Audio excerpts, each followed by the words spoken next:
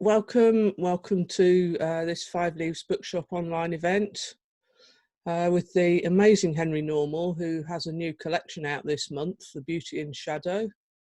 I'm Pippa Hennessy from Five Leaves Bookshop, and I'll be your host for the event. Before we start listening to the poetry, there's just a very small bit of housekeeping to go through.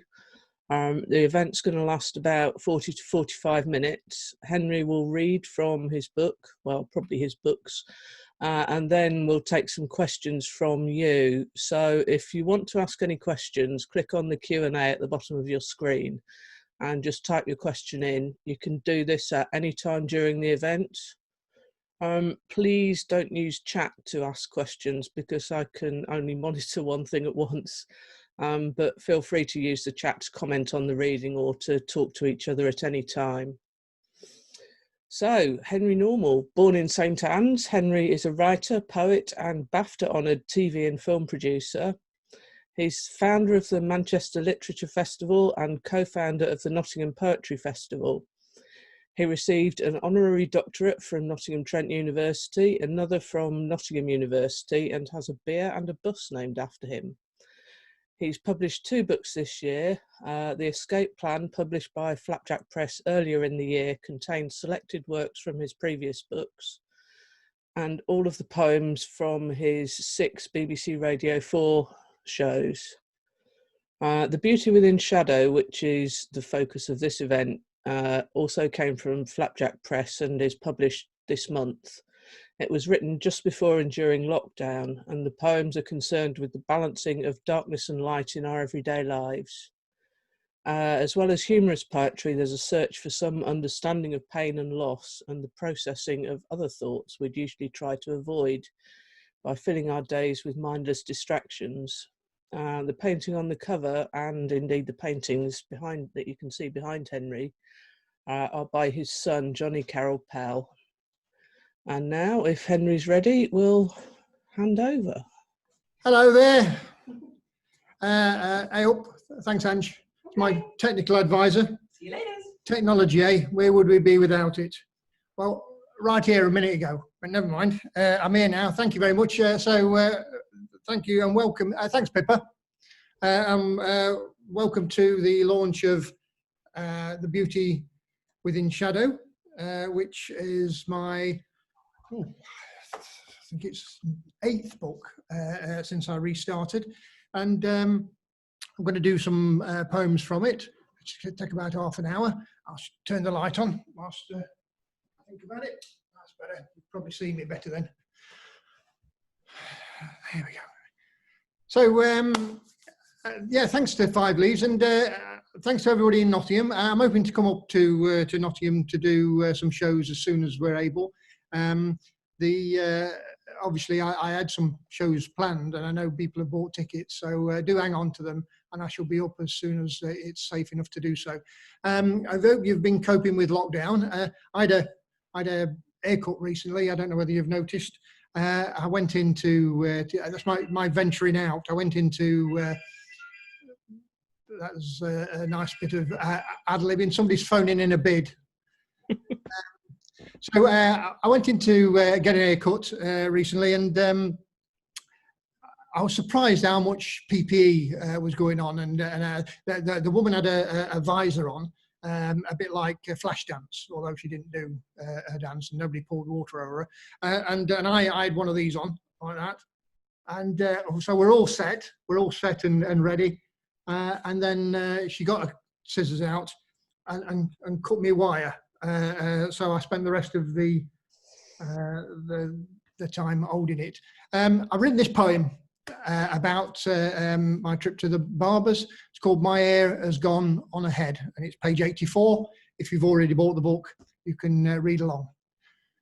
I wonder how much hair has been cut from my head, what length it would be now if I'd left it instead.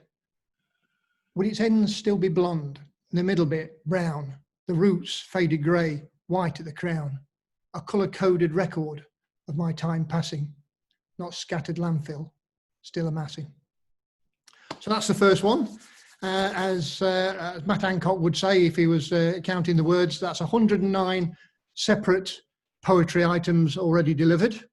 So this book I wrote between August 219 and June 2010. So that's got some stuff about the lockdown and the virus and everything in there, but it's also got lots of other stuff. So I'm hoping it's not just like a passing thing like the virus. I'm hoping this is there to stay forever, like herpes.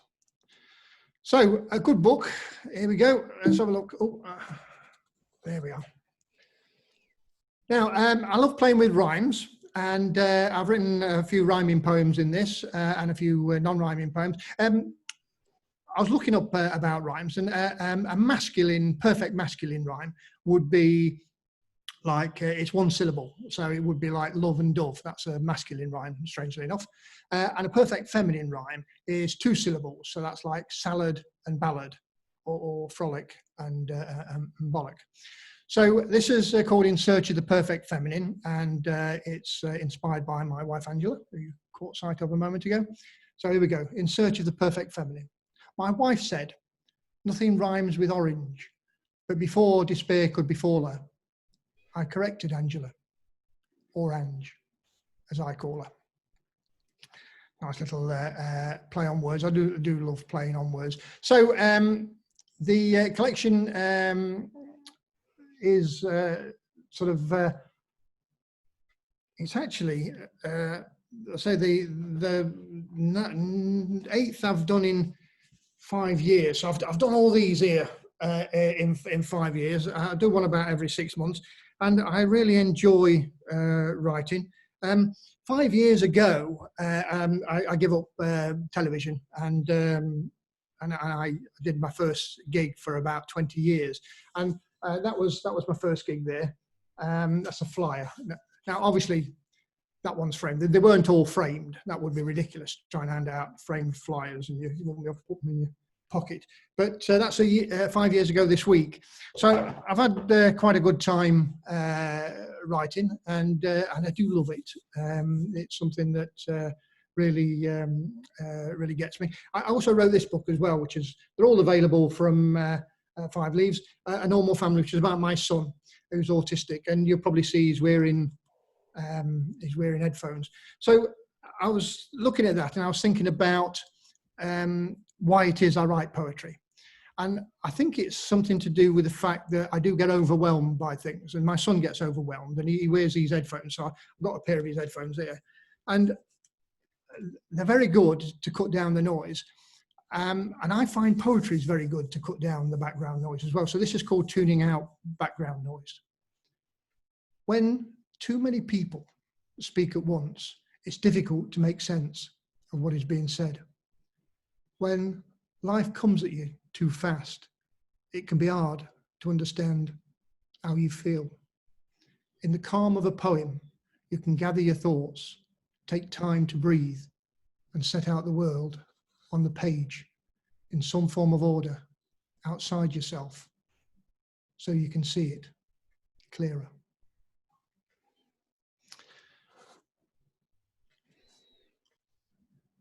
So I find it great therapy to write. Now, I do love messing around. T.S. Eliot said that that immature poets imitate and mature poets steal. So this next poem is called The Wasteland. In fact, it's called Wasteland 2. It's a sequel. Now, when I was growing up in Bilborough, I used to go on the Wasteland on Glaisdale Drive. I don't know if any of you know it, with my mate Nigel Kirkwood. And we go there and skive off school. So this is a little poem about that. By the old sewage pipe, we'd hide in tall grasses and learn what came out of other folks' asses, and this we prefer to sitting in classes. Now, the very first book that I ever wrote was in my 20s. I'm in my 60s now. So, and that's it there, is Love Science Fiction. I say book, as you can see, it's a pamphlet. It had 19 poems in it. And one of the poems has survived to this day and is in my collected works. I've ever listened to this. Collected works, which I'm very proud of.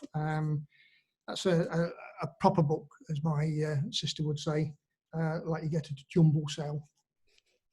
But this one, I'm going to read you the poem that survived for my 20s. It's called A Kind of Loving. It's a true story.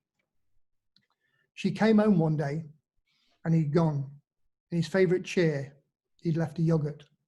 Unaccustomed to change, she lived with the yoghurt for 5 years. He never moved from the chair. They slept apart. She often wondered if there was someone else. He never ate what she served up. It ignored relatives. She would often have to hoover around it.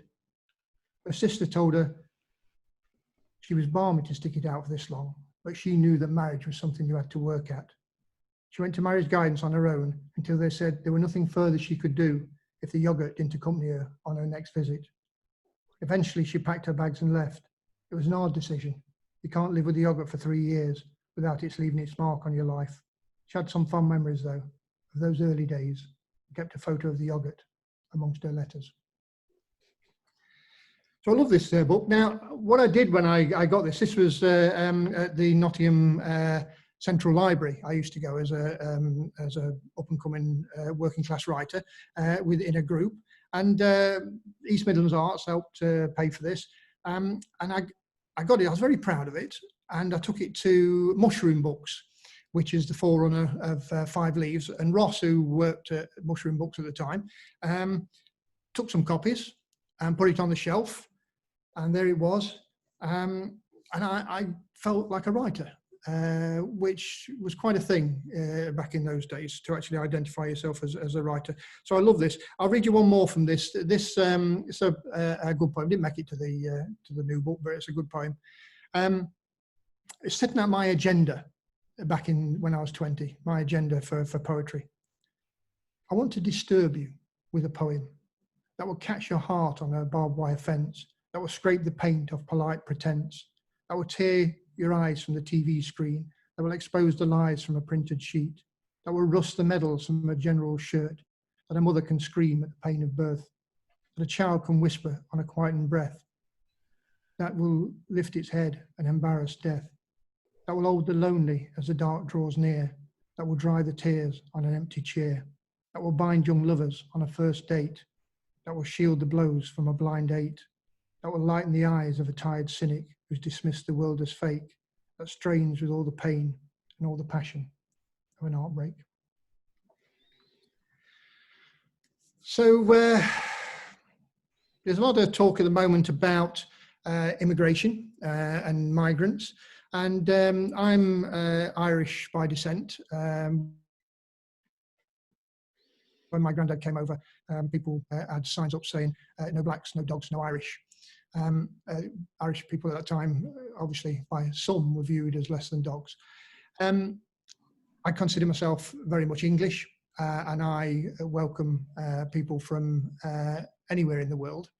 It's very strange. I think there's two systems of belief. You either believe in the Bible and God, or you believe in sort of evolution.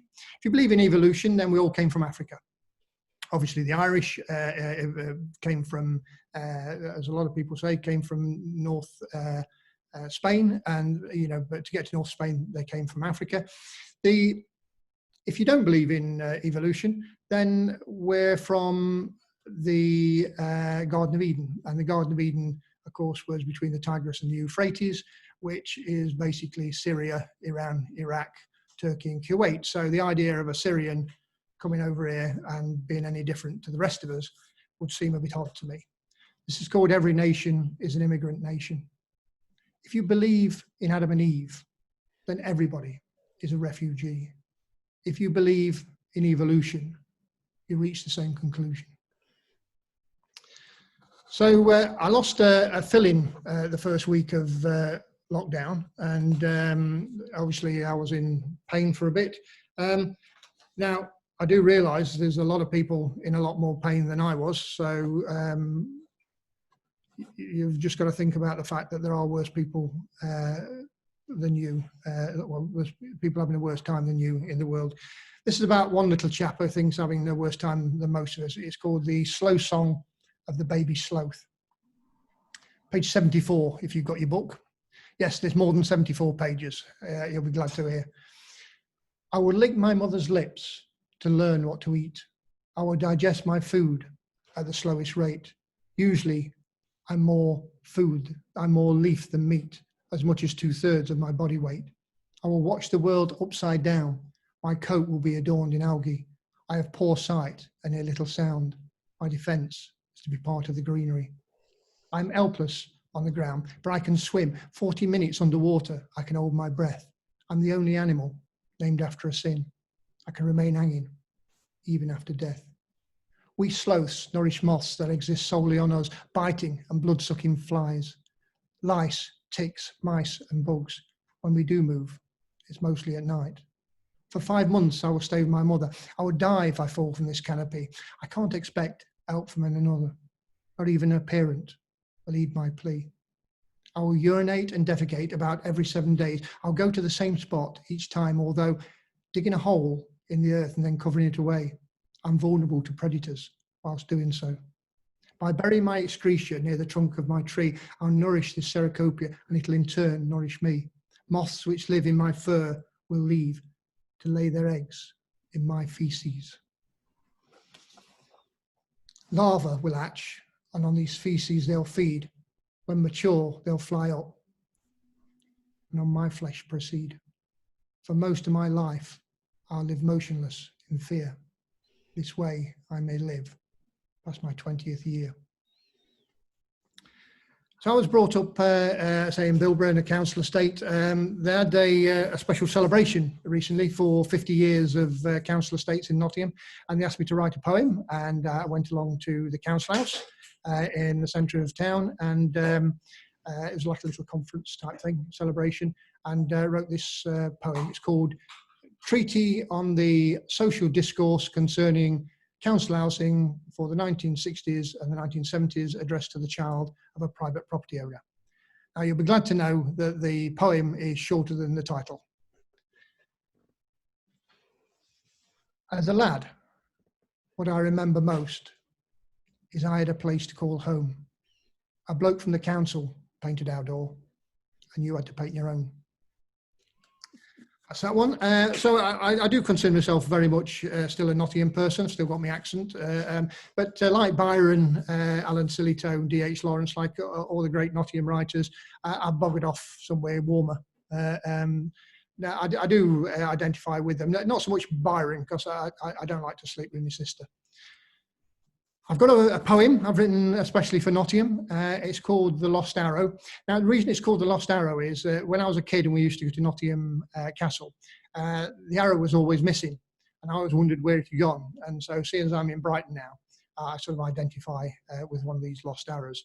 The first stanza is concerning the Nottingham greeting, "Aop," which I think is a lovely greeting. And I think what I love about it is how matter of fact and understated it is. So this is called The Lost Arrow. My welcome is unassuming, instilled from first smack. There is no need for ceremony amongst kin, as if to say, I will see your face again. This is where we are. This is who we are. This is who we'll be when we next meet. There is a matter of factness to this heritage, born of the legacy of human industry, the early morning bus to Raleigh Island, the truth of hard work done well. Openness unbowed and easy civility, warmth in the most cutting of winds. Slab Square is where I celebrate, centred yet embracing change. I breathe to the pace of a northern boulevard. My veins run forest red. I carry Nottingham in my bones. It will outlast this temporary flesh. I have an handcrafted sense of self, individual yet part of something solid, from red brick terrace to green estate, from bread and lard island to the park. I have lived this old city in all its seasons, loved and ached and mourned on every curb.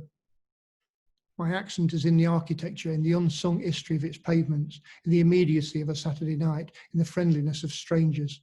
My souls have worn on these streets, my dreams taken flight under this sky. In the eyes of the grand, I may have little, but what I have is mine. Assured with a quiet defiance, I carry Nottingham in my bones. Nothing under heaven will take it away. So I've written 6 BBC Radio 4 episodes called A Normal Something, Normal This and Normal That, Normal Life, Normal Universe. My next one is A Normal Communication. So I've been looking about why we communicate and how we communicate. The word communication itself is from the words to share, which I think is a lovely way of looking at it. And one of the theories I've been reading is that when we were like apes, we would pick the fleas off people, or other apes, and groom each other, and that was a form of bonding. And that as we got more and more, and were unable to deal with each individual ape on a one-to-one basis, language developed. So language, in a way, is part of that system of connecting with each other, which I think is a lovely thought. I'm not saying that we should still pick the fleas off each other, although if you do see any on me, treat yourself.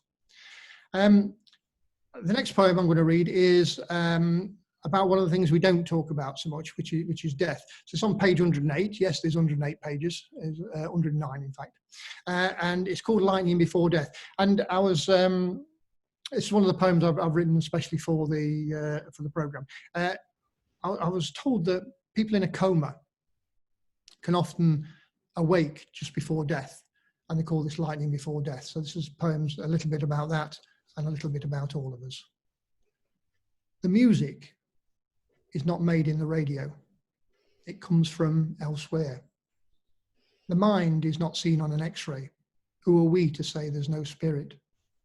Let me whisper a final farewell, remind you of who I once was, more than biology and chemistry, more than mere physics, someone individual, someone unique.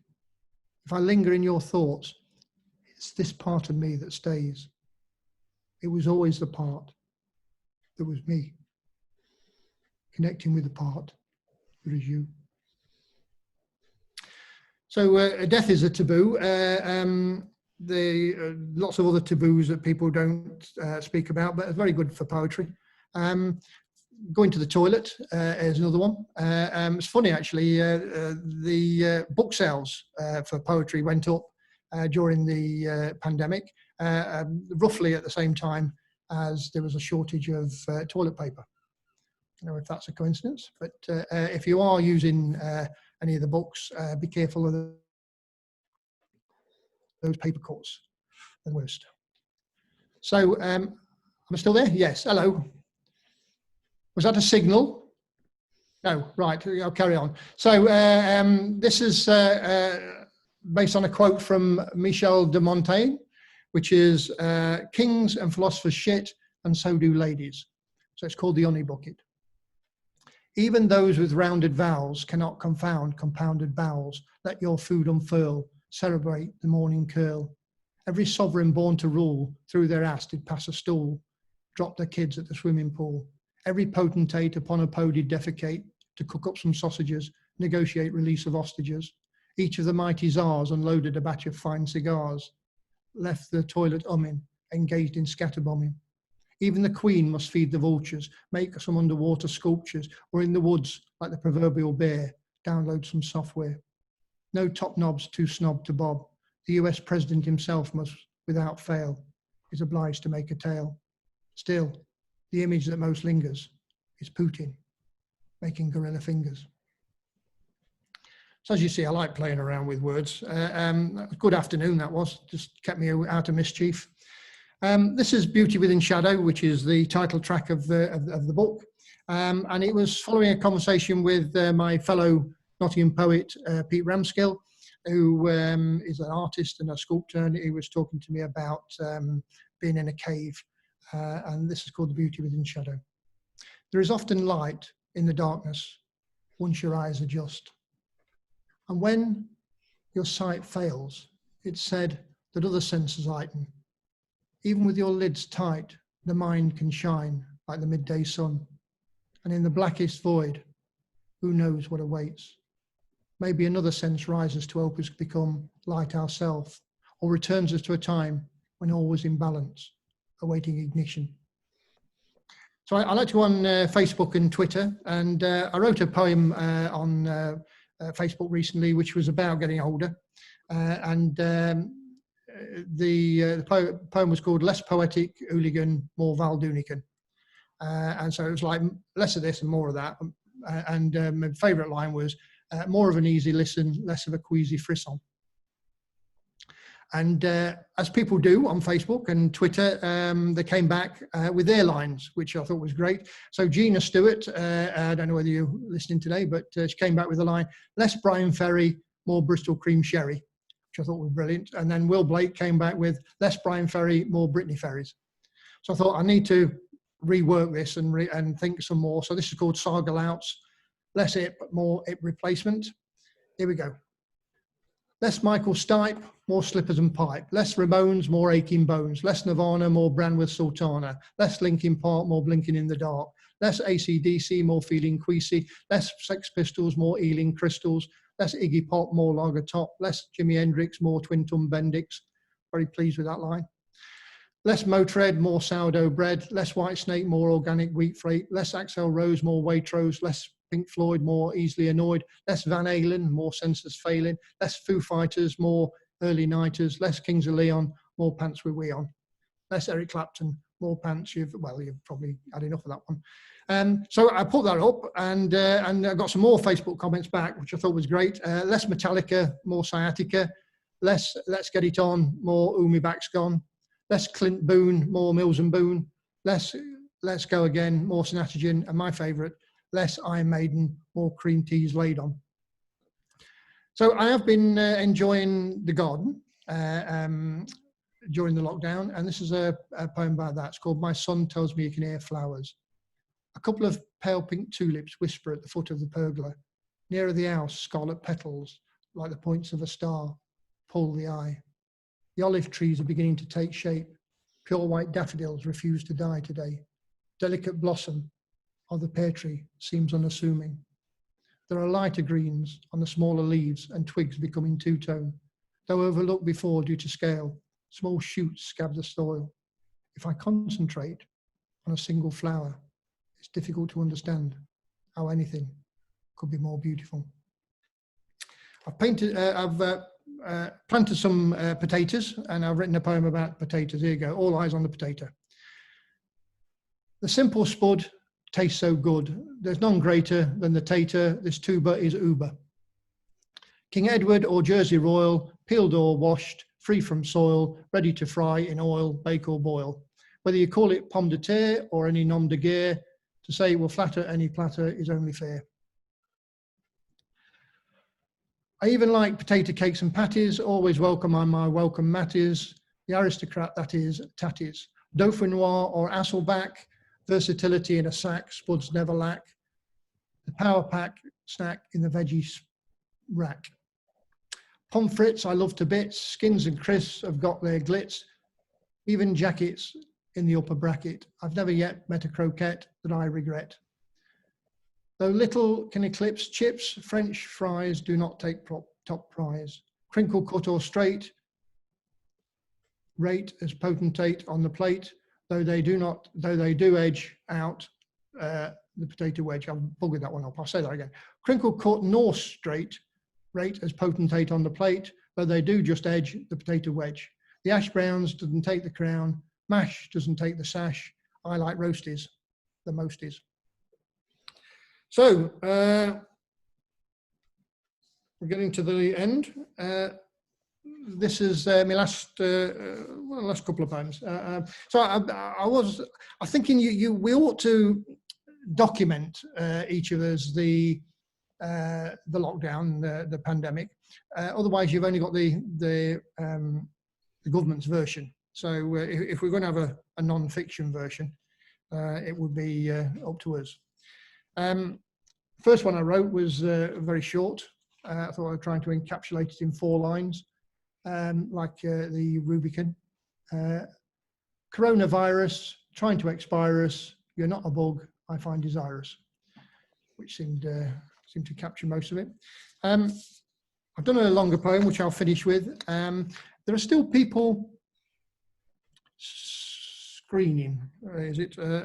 Yes, self-screen. My sister, who's a couple of years older than me, recently gave a kidney to her husband, which is a beautiful gesture. I'm not sure what he gave her in return, but a life of devotion probably.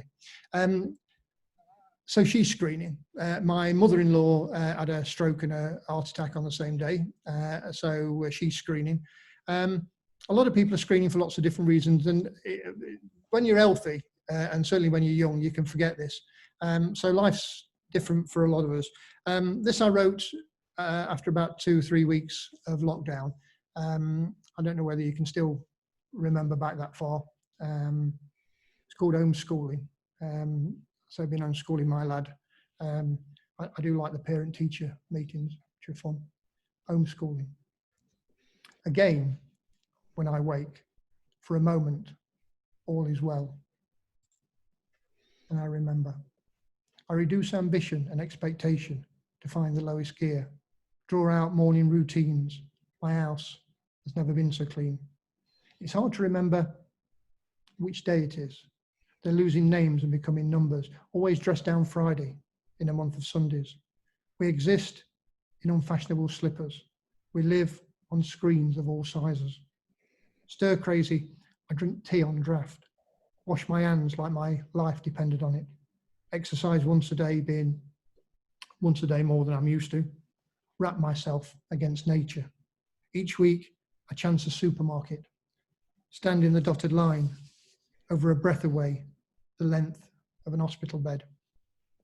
Negotiate the aisles, turn my back to the space invaders. I'm resorting to DIY, sorting corners to make my own bigger.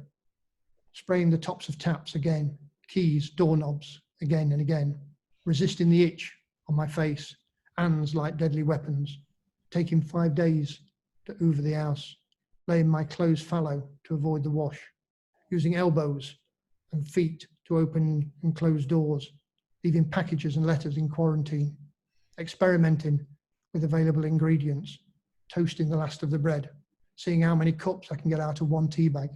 The least amount of toilet paper per visit. I watch the news too long and then try to find a little escape to improve my dreams. I'm wary of every cough or sneeze, every ache, careful not to stay up too late in case it lowers resistance. I treasure, I appreciate, I empathize till it hurts. I close my eyes. Again, when I wake, for a moment, all is well. And I remember.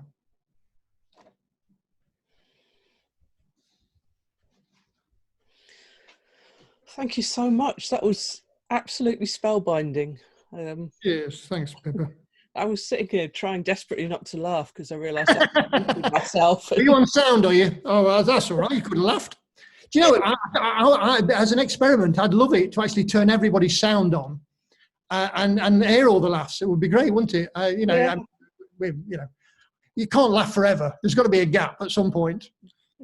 Yeah, I suppose. I mean, actually, the first question is quite relevant to that. Kathy has asked, well, she said it's great that you found a rhyme for orange. Good. John Cooper Clarke says Dorange, but I think that works the way he says it, you see. But yeah. Orange is spelled exactly the same, so it's definitely a rhyme. Yes, absolutely. She also asks, how do you find it performing by screen without audience feedback?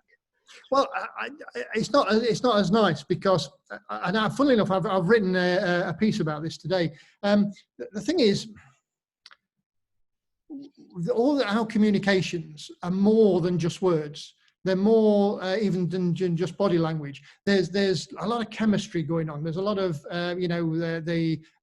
you can sense a mood. You must know this. You've performed any conversation that you're in. You can sense other people and you can sense reactions and everything. And I love that. That's one of the things I love about performing. It's the human contact of it all.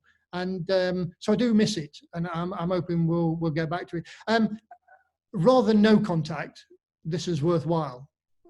But yeah. It's and God bless us all for been clever enough to think these things up, you know, like Zoom and the internet. But strangely enough, as human beings, we've not changed that much in millions of years. We still, the whole reason why we're communicating is, you know, because we don't have to, nobody has to communicate really, other than, you know, sort of bartering.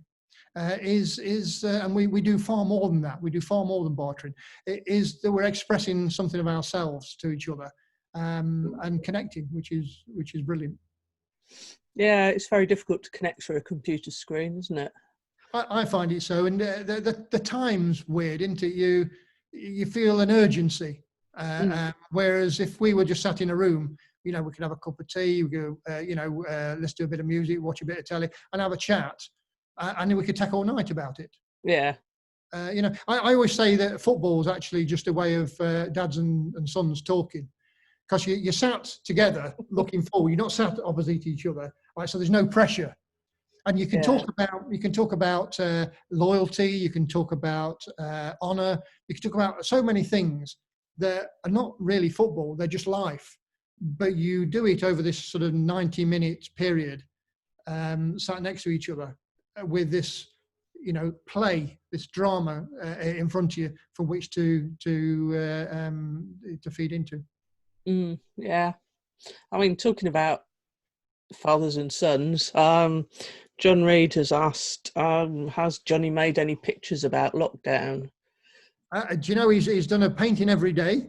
Now you can see how big his paintings is. Can you see that one behind me?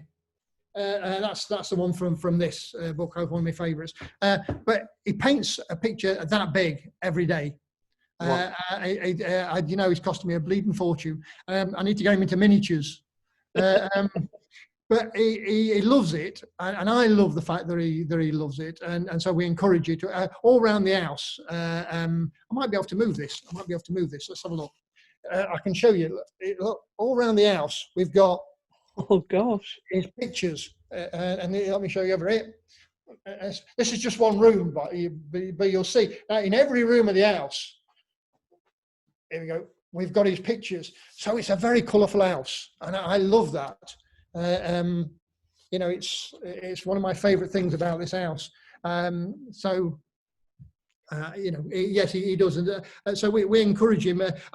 His subject matter isn't necessarily the lockdown, but I think what we all do is that we put onto, whether it's a poem or something of our inner landscape. And so I think when he'll draw a thing which he calls hills and trees, right? And I've got probably 300 of these pictures of hills and trees, but none of them are the same. Right. I don't know whether you saw Ockney do those great paintings where he just stayed in one place and painted each day this view in the place. And of course the light and the mood he was in changed the colours. And I think the same is with Johnny. What he does that I really admire is he actually enjoys the art of creating in such a profound way that he doesn't. You could almost burn the thing afterwards, give it away, sell it. It's the act of creation that he seems to enjoy. He's not trying to do it for money or fame. He's got no interest in that whatsoever. And I'm inspired by that. I mean, I've written a lot of poems, as you can see, probably about 1,000 poems. So I must enjoy the act of creation. You know, I'm never going to read 1,000 poems to somebody, but I do enjoy it. It's you know, it's a lovely thing in itself. Yeah, that was going to be my follow-up question. Was is that the same for you and poetry? You've done a lot of other things as well as poetry, with some success. How much is being a poet a part of your identity? Well, I see myself first as a poet, and I've been writing since I was about 14. But you can bring poetry into. I mean, poetry in the larger sense is a sensibility. I think it's just a way of looking at the world. And I would like to think in all the television programs and films that I've been involved in, whether as a writer or as a producer, that some element of my poetry thought process has gone into those. And if you look at the body of work that I've been involved in, I think there is a through line. I think there is something that distinguishes it different from maybe somebody else's work. And I like to think that's a sense of poetry. I never stopped being a poet. I just stopped writing poems. It's a strange thing, actually. You can love poetry and hate poems in a strange way. I mean, these poems I love. I tell you what always annoys me. I don't know where you've come across this. They talk about poems and poetry as though it's one thing, in the way that you would never talk about music. You know, if we were talking about music, and I'm a big Nick Cave fan, right? So I might like Nick Cave, but there's like other things. I like brass bands as well. You know, I like the Four Tops, right? And the idea that they're all one thing, they're so wildly different. So every poet can be wildly different. And you know what? Every book of poems, every poem can be different. I mean, tonight I've given you, poems on pooing, poems on death, poems on playing with rhyme. The poems don't have to be the same. It's just a bit of creation. As I say, I find it very strange. I don't know where this idea came from that it was labelled as one thing, poetry. I don't, because you'll have been on radio shows and they'll say, "Is poetry dead?" And you go, "Oh." Have I got to defend the whole of an art form? Do you know what I mean? As though I am responsible for the entire art form. Well, you're responsible for quite a range of it, going by what you've read tonight. Okay, I think we've probably got time for one last question. Let's see what we've got. Oh, so many questions. Go on, I'll do them quick. I'll be very quick.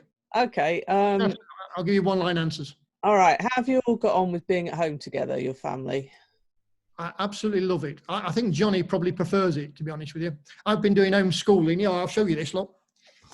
So each afternoon, we go to this whiteboard here, and we do a quiz. So that's describe a dentist, describe ice, right? And basically what it is, the great thing about a quiz is it's a way of talking and discussing things that you wouldn't normally talk about. Yeah. So we do a quiz every day. So every afternoon, it takes about an hour. Every afternoon, I stand with Johnny, we do a quiz, and then we go upstairs, put all the books away, because he gets them out in the morning, read a book. We go out for a walk, and then we do various things, folding the washing, stuff like that. So we have a routine, and I love it to bits. The only thing to me that I'm missing is actually being at live gigs. Other than that, I'm having a ball. I shouldn't say that. There's people so worse off than me, but I like Johnny's company. I like Angela's company, and we seem to get on. So we're all right. How's it affected your writing? Well, to start off with, it was quite interesting because there's a whole new landscape of words that people are using.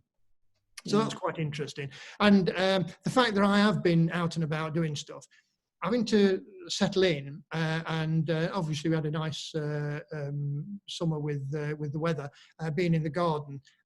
It made me sort of sit there and think about things in a way that I hadn't before, which is good really, because you're looking deeper into something rather than skimming over the surface. So I'd sit for an hour in the garden, and you can't sit for an hour without your mind trying to work things out. Like one day I was sat down at the bottom of the garden, and it struck me that the shadows against the window were all geometric shapes, and yet everything else in the garden, as with nature, doesn't have a set shape.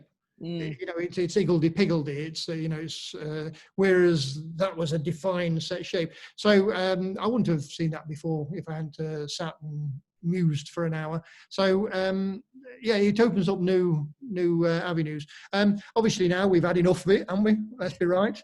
I could do with getting back out. But even that, you see, you can write poems about being impatient. There is an awful thing that's going on at the moment where people are going out into the world and it's probably too early, and maybe people are suffering from it. So that's sort of where my mind's at the moment, as to how we dare venture out communally. Yeah, I know what you mean. It's a very odd time. It is, and you know, we've got something that we've never had before, in that each of us has a responsibility that we could kill somebody else. That's a strange thing. You know, when you're a young person, you're going about, your mind doesn't even think about that sort of thing. You know, when I was 20, the idea that I could walk into a room and kill somebody never occurred to me in a million years.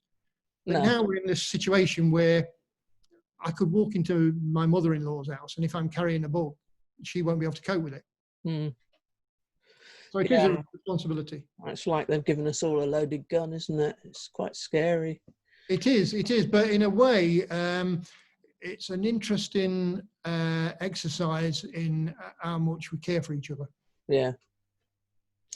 Okay. I think we've probably got to the end of the event. I'll just read you this comment from Steve Zlotovich, who says he just wants to say thanks and he really enjoyed the evening. Henry's work helps make the world a saner place. That's lovely. Thank you. It's a really lovely thing to say, and I would agree wholeheartedly.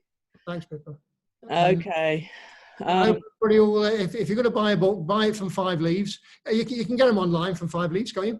Yeah, just email us, bookshop@5leaves.co.uk. Wherever in the country you are, you can get them from 5 Leaves. But if you're in Nottingham, you can always pop in. Yeah, please do. We'd love to see you. All right. Thanks, Pippa. Okay, so that's the end of the event. So huge thanks to Henry for sharing his poetry with us. I'm sure everyone enjoyed it as much as I did. And as Henry said, I hope you're all going to rush to buy his latest collections and some of his earlier books from 5 Leaves. Just to highlight, we're offering a 10% discount on any of Henry's books until the end of October. So please pop in or email us or order online. And finally, thank you so much again to Henry. That was brilliant. And thank you to everyone for joining us.